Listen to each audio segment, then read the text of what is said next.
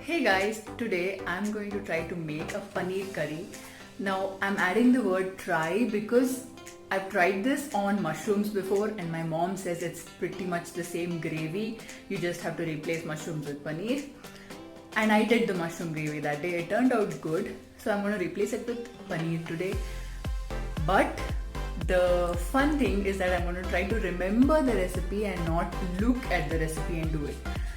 So first I have to heat oil and then roast some cinnamon, cardamom, cumin.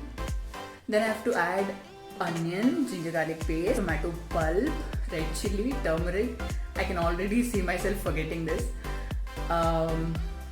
Paneer cubes, then salt, then a little water if it's too thick, then cashew nut powder to make it thick, and garam masala, and lastly sprinkle some kasuri methi. Now let's try to remember. First I have to heat oil, then cumin, cardamom and cinnamon stick. I have to roast. Then onion, ginger garlic paste, tomato pulp. Not bad, I remember. Okay, then water and cashew nut powder based on how watery or thick I want it. And then paneer. And then chili powder and turmeric and kasuri methi. I think that's it. Yeah. Oh, and salt. Salt. Yeah. Let me see if I missed anything. Okay, missed garam masala. We don't have garam masala at home, but we have this Shahi paneer mixed powder mix something. My mom just told me to add that instead of garam masala, so that's what I'm going to do. One more last time revision. Cumin, cardamom, cinnamon, roast. Then tomato, ginger garlic paste, onion, ginger garlic paste, tomato, cashew or water, paneer, salt, red chili powder, turmeric, kasuri methi, garam masala or the paneer masala.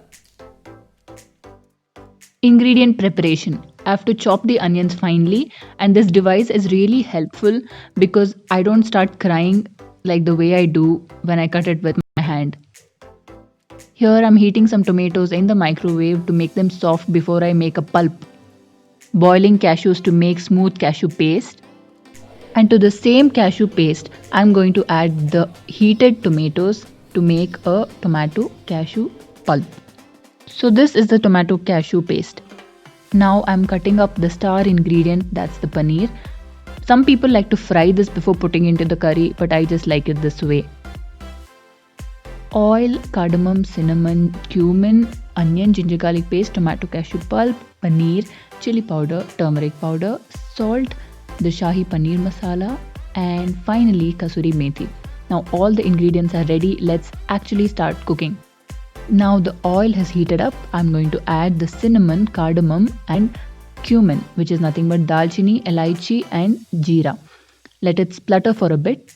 Now it's time to add the onion. Fry it till it's translucent and well cooked.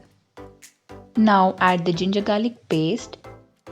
Now add the tomato cashew pulp and bring it to a boil. The recipe didn't actually ask me to blend this, but I don't like this chunky texture of onions, so I'm going to blend it all and make a smooth paste.